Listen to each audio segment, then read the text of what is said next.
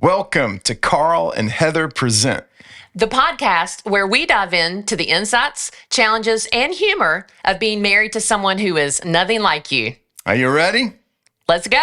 Oh, don't you know it's Carl and Heather Present Marriage Podcast. Hey, we want to take a minute and thank you so much for listening to the podcast. This is more than just a podcast, it's a ministry. Since launching, we have heard from so many listeners who are finding hope, practical help, and a renewed desire to fight for their marriage. Heather and I will always believe that helping people with their marriage is really about pointing them to Jesus as the ultimate hope and healer. So if you've been blessed by this ministry and you want to help us keep it going, would you consider a gift of support? Your gift is tax deductible and it goes directly towards producing episodes, sharing truth, and reaching more couples who need it. To give, go to carlandheather.com/give. Enter your information there. Let's all get together on purpose. Thanks for listening, and now back to the conversation. Hello, everybody. Welcome to the podcast. We are excited today to have Ron Deal with us. Ron and his wife, Nan, are popular speakers specializing in the principles of restoration therapy, blended families, and support for grieving parents. Ron is a best-selling author, licensed marriage and family therapist, and a podcaster, a man after my own heart. He's also a senior director at Family Life. Nan is a retired teacher, and she now works with Live Thankfully. Ron, it's great to have you on the podcast. Thanks for joining us today. Oh, Carl, Heather, I'm honored to be with you. Thanks for having me. You know, I almost introduced you as Ron, the real deal. Yeah, I knew it was coming. Ron, the big deal. The big deal. Know which. Well, I love a good nickname. Let me just tell you a funny story. So I have a grandchild now.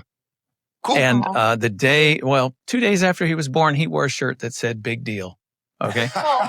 And my son, his father, my grandson's father, wore a shirt that said "Bigger Deal," and I wore one that said "The Biggest Deal." So there you go. Oh, you're the big deal. Yes. I love that. That's really, really good. Well, I knew I wasn't probably the first one to bring this up, but I'm glad you kind of like leveled it up for me. It's all good. Ron, the biggest deal. The biggest deal. Yeah, I love it. Well, okay, so Ron, we first got to know you through Family Life, and that was in your bio, but we attended a session that you were teaching on blended complexity, and it's just the blended complexity that families who have experienced divorce and remarriage and things like that experience, step families, that sort of thing. And you've written a lot on that.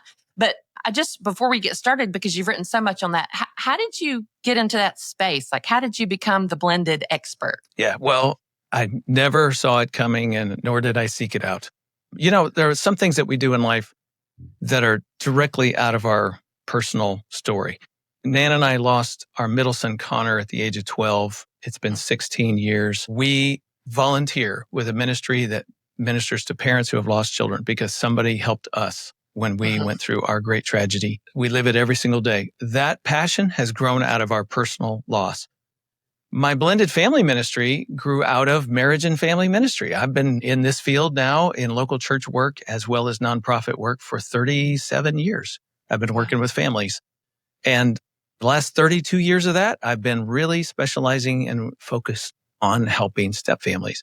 And it's not because it was my life. It was because I saw it. I was working with teenagers at one point, and they had all these complex family stories, and I didn't understand it. So I went and got some training. And long story short, I basically said, we're going to do something. We're going to help single parents. We're going to help step families, and we're going to help couples, and we're going to help parents. And I had a very broad-based idea of what marriage and family ministry should be. And so I started stumbling my way into blended family ministry. That was in 1993. Wow. And what I didn't know is that there was hardly anybody in the country who was even thinking about that. I met one guy who was doing it in a local church, and he was about to retire. And he tapped me on the shoulder, said, "Ron, you're the next generation." I said, "I don't know what I'm doing." He goes, "Well, somebody's got to do this." And so fast forward, spent a lot of time studying, working, teaching, writing. We now have the largest blended family ministry in the world. That's not saying much. It sounds like a lot, but it's not saying much because This is yet to be a subject that the church has fully embraced nationwide and around the world. But Family Life has the largest equipping ministry, both for leaders as well as for couples who are walking the journey of raising kids in a blended family situation. And I have the honor of getting to do videos and write and speak and train people day in and day out. And it's really a lot of fun. Yeah. Well, I became I was an adult that became a part of a step family. That's a very common story these days. Yes. And that was in the late 90s, or as my kids say, back in the 1900s. But when I listened to your session that day, I honestly thought, man, where has this been? Like, I've needed this even as an adult. I think it's something that you don't just need as a child, Absolutely. but as an adult. So I just want to say thank you for your work. Well, I appreciate that. It's been super helpful for me. So, yeah. Now, Ron, how long have you and Nan been married? 39 years. 39 years. Congratulations. Thank you. Anybody can throw a wedding. It takes a lot of work to be married. Every once in a while, we look at each other and say, day ain't over yet. And we're not sure we're going to make it through the day. But right now, we got a pretty good streak going. But as you know from this book, The Mindful Marriage, which is really just our testimony of our marital mess and how we discovered some principles through our counselor that has made all the difference in the world for us. Like, we haven't always had a good marriage. We have had many, many hard times and difficulties. And I think that's par for the course. I think most couples have seasons or difficulties or stuff that's arises from within you or things that happen to you. Either way, it impacts your marriage. Well, and yeah, you alluded to it earlier, but I listened to an episode of the podcast where you guys went in detail about losing your son. Yeah. And, that's really like probably the thing I think in my own mind that I think that I might be most afraid of. And I think that would be, the most challenging thing for marriage.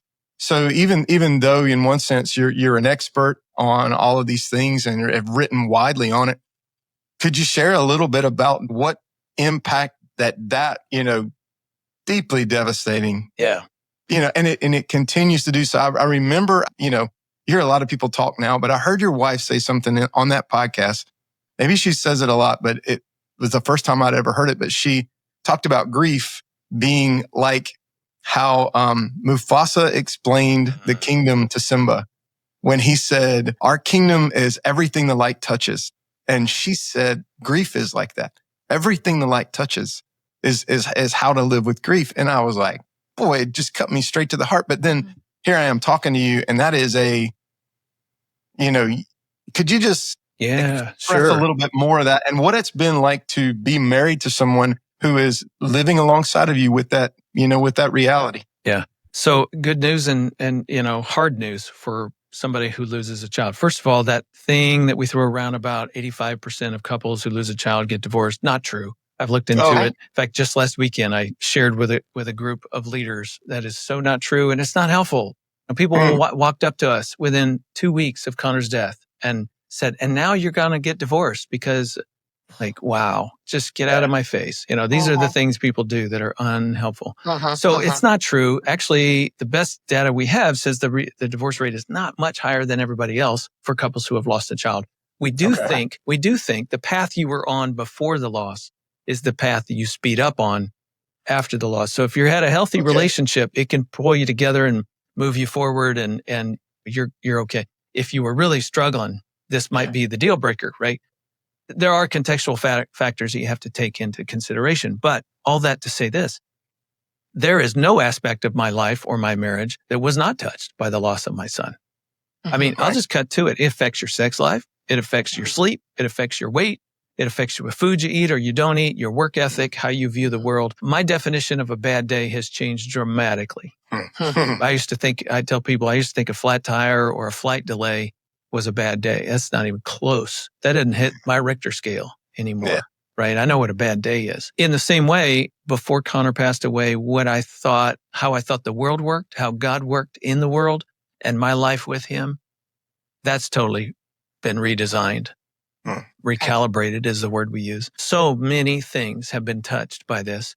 16 years into this journey, you don't get over grief. Grief is not a destination. It's a journey. In particular, parental loss is exceedingly intense and difficult. And I'm a different person all the time. So that makes our marriage different. Yeah. That makes sure. how we interact with one another different. Nan and I's story is we were thrust together the first 4 years. We will tell you that we grieved together in many, many ways, every way. I was mad at people. She was glad that I was mad at the same people she was mad at for being stupid and saying things to us that were not helpful.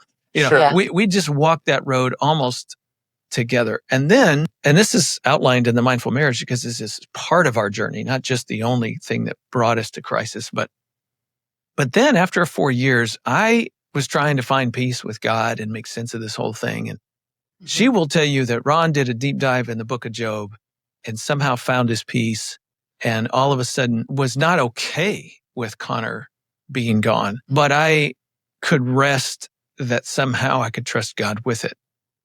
She was not able to do that. She didn't care for that journey. The pain of Connor's loss triggered her emotional pain that preceded his death that came out of her childhood, one of the things that we talk about in this book. And that made her feel abandoned by God. And the last thing she wanted to do was be comforted by him. And so after 4 years, we began to diverge. And I went one way and she went another way. We worked hard at finding each other. We really tried. And most of the time we did pretty well. But then there were other things and moments where we didn't do well. She started escaping. That's one of her coping mechanisms for painful things. And she escaped ultimately into numbing with alcohol and prescription medications. And that was a slow boil that over a decade became a real abusive / addiction for her that led to a come to Jesus moment for her in the middle of COVID that led her to a 12-step program, the Regeneration 12-step program, and a complete renewal of her walk with Jesus and life.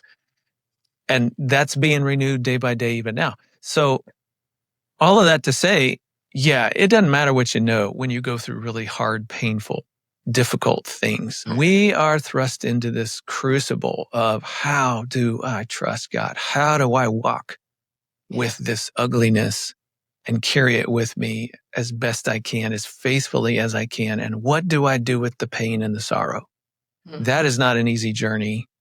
We're privileged now to be able to volunteer with a While We're Waiting ministry that ministers to people that have lost a child. It's an amazing Christian ministry. And we face this with those people every single day. Beautifully said. Well, so you had mentioned that part of your story is in this book, The Mindful Marriage, the book we want to talk about today. The tagline at the bottom of this book says, create your best relationship through understanding and managing yourself. So tell me, I guess I would like to know, and just for our listeners, who did you write this for? Like, who's a good candidate to read this book? You know what? Everybody in the universe. And I'm even going to say single people. And because it's chapter 5 before we start talking about coupleness. Because the approach of this book is so different. Let me back up and set the stage. I'm going to brag on this book because I didn't write it. All right. I really need that said right up front. Nan and I wrote it, but we didn't develop the principles of it. Literally in 2007, we had a crisis in our marriage. That is chapter 1, page 1 of the book, the day that broke for us. The reason that's relevant is because the only person I trusted with our mess was a guy named Dr. Terry Hargrave, who happened to live in the town where we lived at the time. And I called him thinking we would never be able to get in. And we were in his office the next morning. Wow. Fast forward 2 years, that's when Connor dies. Dr. Hargrave is again by our side. Fast forward life through some ups and downs, work, ministry, business, etc. Dr. Hargrave is a professor. He was teaching there. He went on to Fuller, taught for almost 20 years for Fuller Theological Seminary, PhD level marriage and family therapist. This guy is one of the most underestimated, I believe, theoreticians in the world because he's quiet and humble and he doesn't go around shouting about his own stuff. The bottom line is what Nan and I were the recipients of has now become an approach that is moving rapidly around the world in terms of how we work with couples. It's called restoration therapy. It's understood and written about prolifically in the academic world. This is the first book that is the over-the-counter version, if you will, for regular folks. If Nan were here, she would say, we tried to put the cookies on the bottom shelf for regular people like us. And so we partnered with Dr. Hargrave and his wife, who have become dear friends of ours. And that's what this book is. So it is our testimony with their teaching wrapped around it. That's why I'll brag on it, because I know it works. I've seen it work. I'm a clinician. I've worked with couples myself for the last 15 years using these principles. I've seen tons of life change related to all of this. So my point is, it's a little different. It's a little different than the average stuff that's out there. This is not just your next marriage book. This focuses on you and your discipleship journey and you putting on self-control in your worst moments. So the subtitle, again, create your best relationship through understanding and managing not your partner, because that's what most of us do most of our life, but managing yourself. Turns out that is far more difficult than most of us realize. It's also why, as disciples, trying to follow Jesus, we find it difficult to become like him. You know, those things that you've been working on for 20 years of your life and you can't quite get there. What is it that keeps us and holds us back?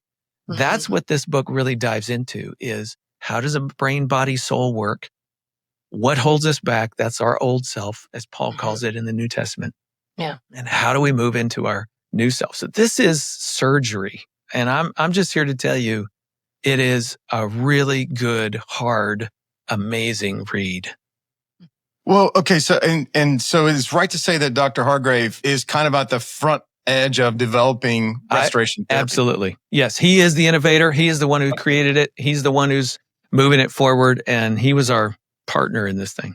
Well, okay. So could you just talk a little bit more about restoration therapy, maybe just like principles or like, concepts that, just the average person who's down here on the bottom shelf looking for cookies. What would be something, a couple of principles or foundational kind of concepts for restoration therapy that might be new to some of us? Okay. So, when the New Testament talks about your flesh, stop living out of your flesh. With it. Yes. We're all very familiar with it.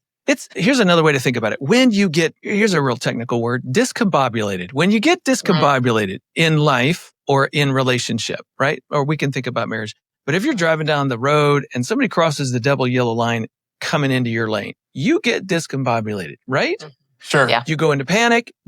You perceive some measure of threat. Let's hang on to that. Perceived threat. If you're walking, as we did with our family one time in North Texas, out in the middle of nowhere in a canyon, and you hear a rattlesnake sound, guess what? You get discombobulated, okay? Yes. All of a sudden, your whole body goes into perceived threat. Now let's self-protect.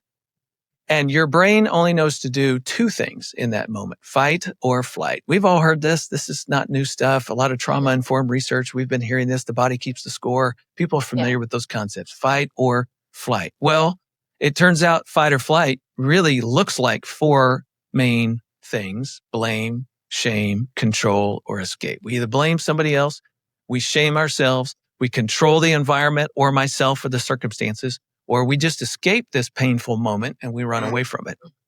This is built into who we are. It's how we tick. It's the human experience. Everybody in the planet does this, right? Sometimes multiple times a day, even if it's just for a tenth of a second. We have these little dysregulated, discombobulated moments. Now, here's the crazy thing, Carl and Heather. Your brain cannot know the difference, does not distinguish the difference between a rattlesnake, somebody crossing the double yellow line coming right at you on the highway, or your spouse's criticism. Your brain does not know the difference. It's all perceived threat. Now, somewhere back when you were early in childhood, your brain started writing a story based upon your parents and your family and the experiences you had as a very young child. You started writing a story about yourself, about life and the world. And some people's story is, wow, people are good and I'm loved and I'm kind of special. Not that that's not an arrogance, but it's like, wow, I'm actually got something to offer the world. And I have some confidence as I carry that into the world. That's the story some people have written about themselves. Other people have a story that goes like, I'm not sure who's there for me. I thought most people were, but then in the end, they're really not. And at the end of the day, I'm not worth living anyway. Now, we carry those stories, whatever that is, into life and marriage. Add to it your brain going fight or flight, blame, shame, control, or escape. The next time you hear criticism from your spouse, or the next time you look at them and they're phubbing you. You guys know what phubbing is? Tell me. Phubbing is phone partner snubbing. It's when people are looking into their phone instead of looking at each other. We see this all the time in restaurants and everybody, that's it. You got it.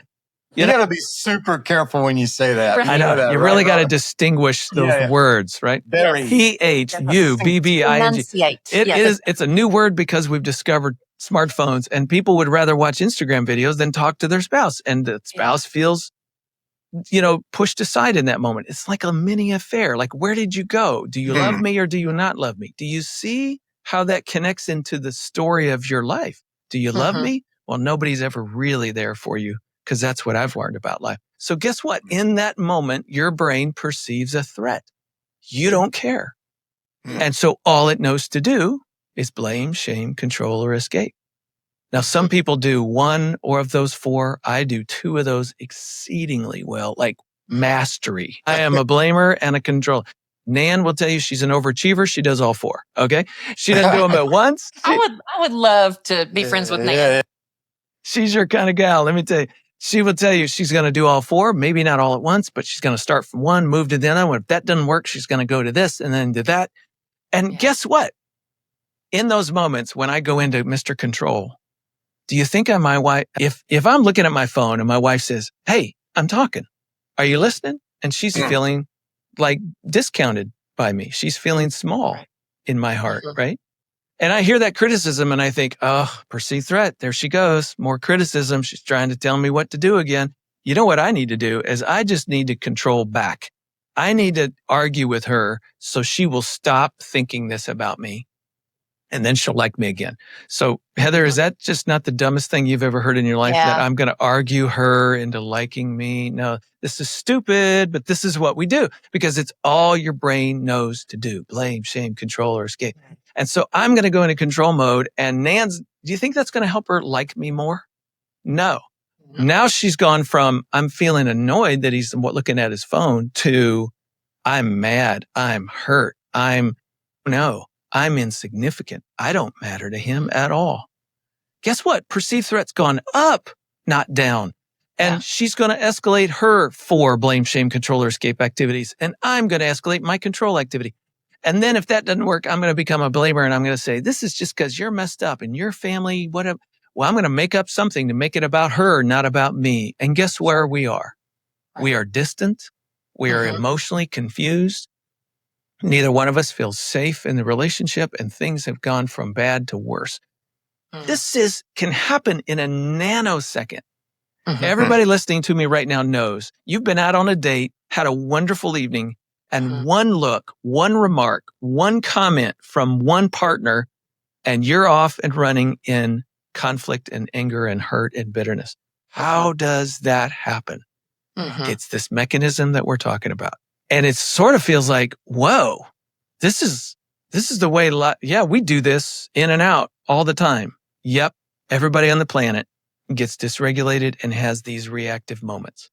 Yeah. So I think you're putting words to things that we're feeling, but I would say for me, I never go that deep because you talk a lot about neuroscience in the book. And I would think in that situation, we're on a date and I say something that might be meaningful and Carl pulls out his phone. And so I'll escape and put up a wall and pull out my phone, but I've been wounded and, and then he's back and forth. So I just think to myself, well, he just needs to put away his phone. There needs to be behavior modification. There's nothing deeper than that I think about. But the book talks about the neuroscience behind all of this, right? Yes. So help us understand why in the world does neuroscience matter in dealing with your spouse? Because in that moment, the neuroscience of your brain is, I forgot to say, when you get dysregulated, when you feel that hurt, literally what's happened in your mind, and this is really sobering, guys.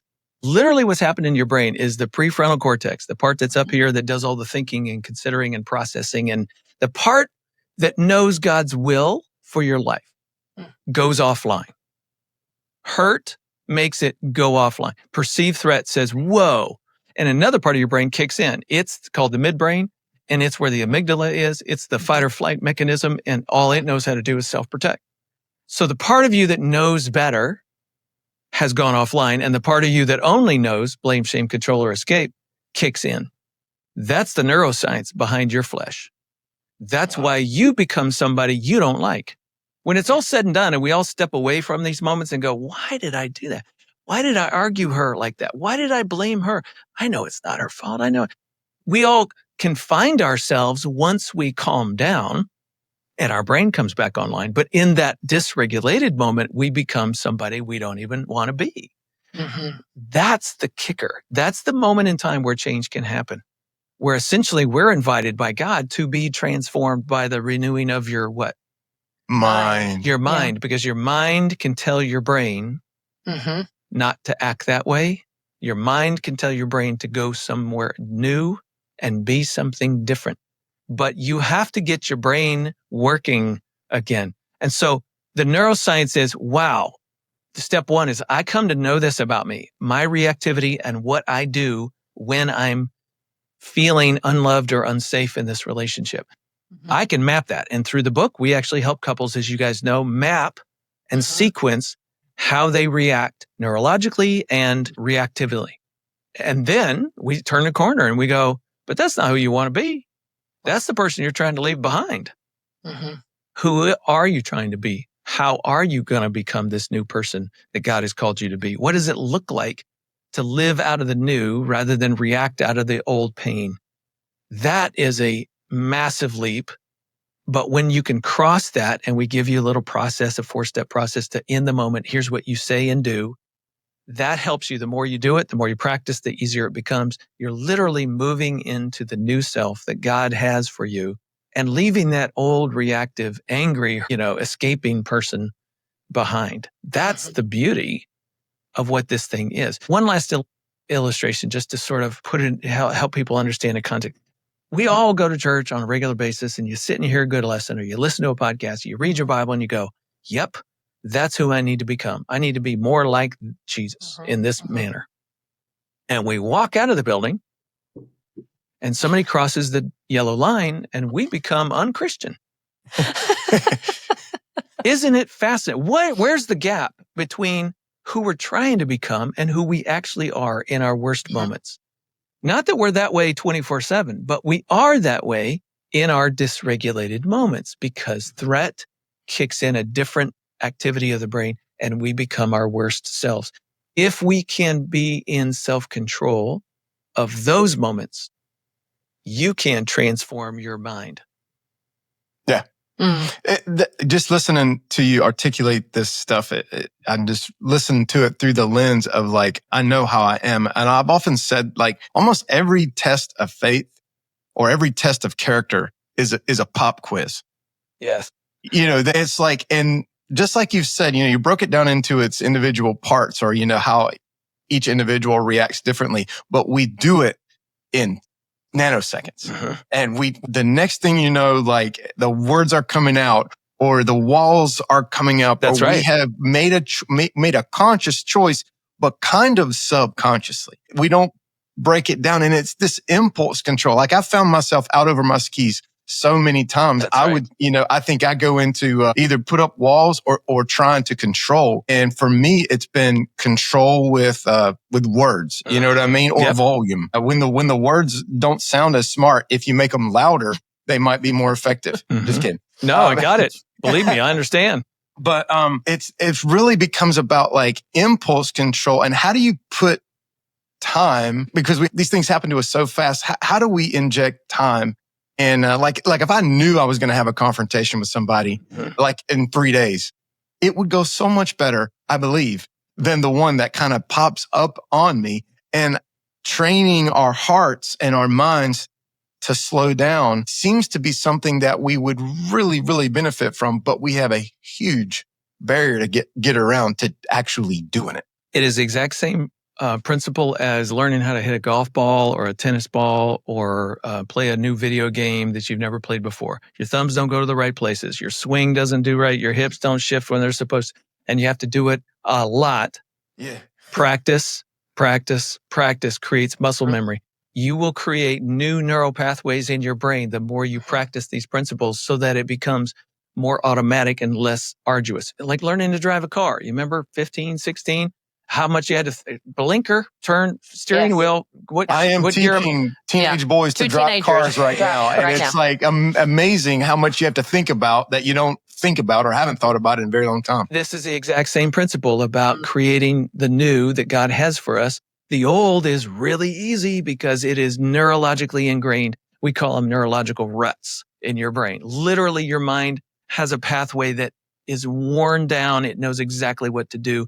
And so in a nanosecond, as you said, I become that control person or that blame person. But you can put space in that nanosecond. Believe it or not, self-control can show up in that moment by the power of the Holy Spirit.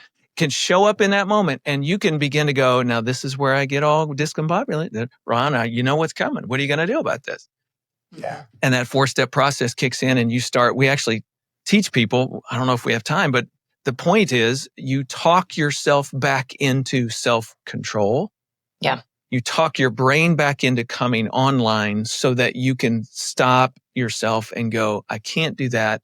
What am I supposed to do? Oh yeah, this is what I do in this moment. Yeah. And I grab a hold of myself. And now, here's the point, guys. Now I'm in a better place to begin to think, what does love, joy, peace, patience, kindness, goodness, faithfulness, gentleness, and self-control look like right now? Yeah. Let me tell you something sort of funny. Just last weekend, I did a plenary session for a national conference on relationships in Washington, D.C. And I basically said, look, folks, we've for 50 years in the marriage education field, we've been teaching couples to do skills, communication skills, conflict resolution skills. Hey, do soft startup instead of hard. You got something you got to bring to your spouse's attention. Come in soft. Really think through how you're going to carry yourself. Speak it kindly rather than harshly, because the first 2 minutes dictates the next 2 hours of your dialogue. All this stuff we've taught for 50 years. And it all assumes that people have self-control. Now, here's the research. Isn't that funny, right?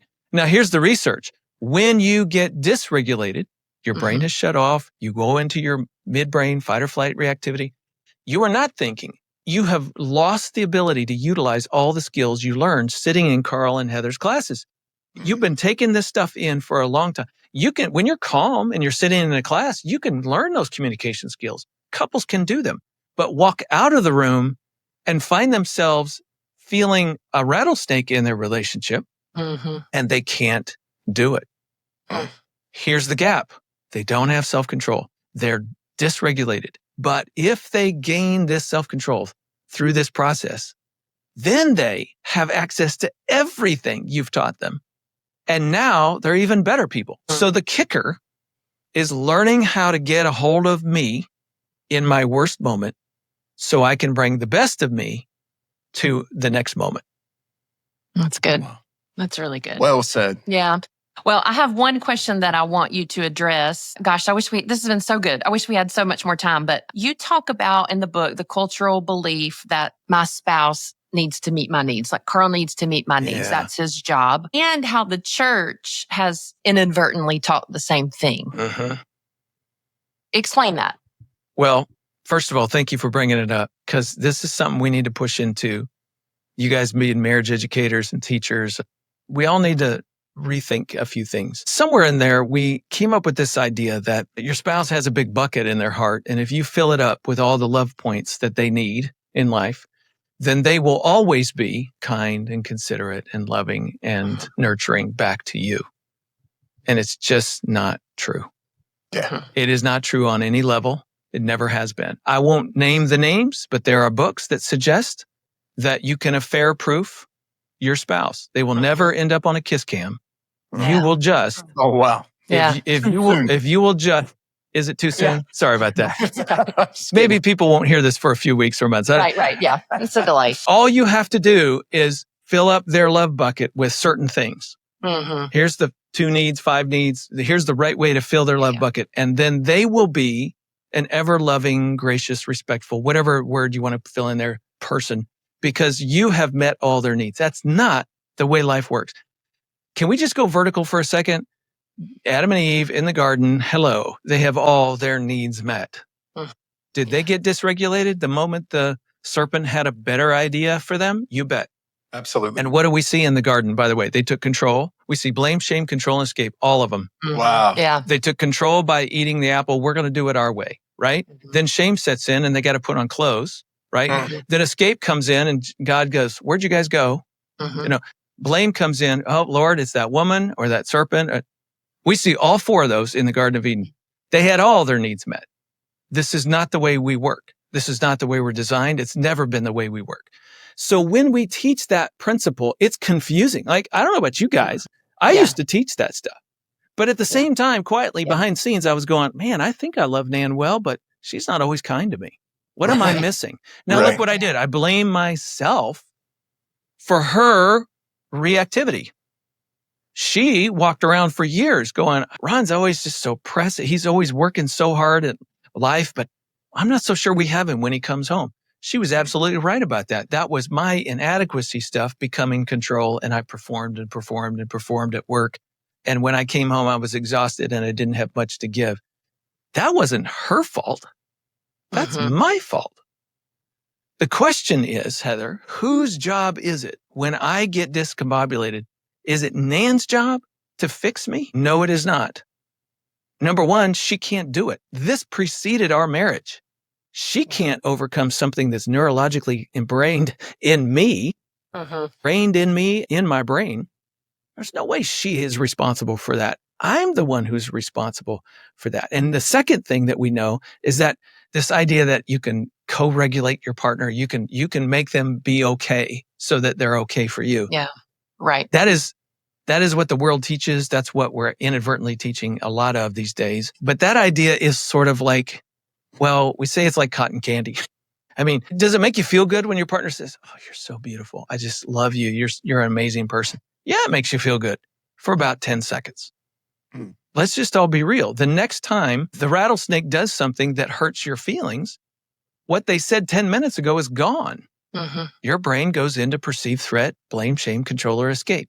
So the little hugs that we give each other are encouraging and helpful, and they're loving, and they do create an environment where the relationship has a basic rhythm of love and care and consideration for each other.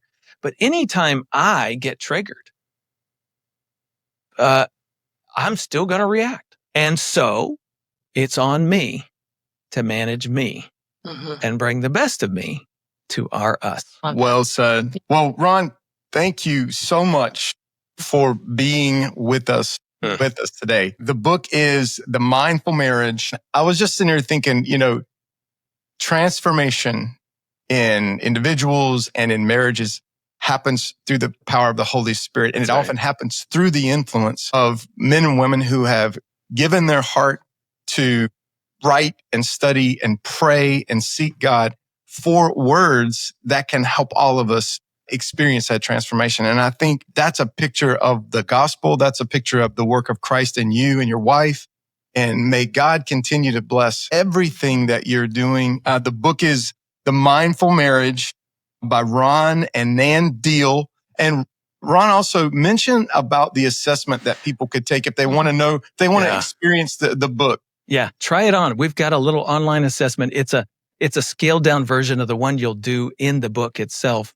But we will put a link in the show notes and people can go online and take that assessment. It'll take you about 15 minutes and it's going to help you figure out whether you're a blame, shame, control, or escape person or more than one. And it's really sobering. And what I tell people is, you're an overachiever. And I tell people, once you learn this about yourself, you can't not know it. Like all of a sudden, you have the opportunity, the thrill of saying, wow, I now know this about me. It's another thing I can submit to the Lord and say, help me with this, because I don't want to be that person. I don't want to be that guy any more than I have to be. Yeah. Absolutely. That's good. Ron, you're awesome, brother. Yes. Hey, thank you so much. Thank you so much. God's going to done a great thing in you. Keep going. Do not ever be discouraged. Yeah. I appreciate it. God bless you guys. Yeah. All right. We're together on purpose. Together on purpose. Yeah. See you, Ron. Bye. Thanks.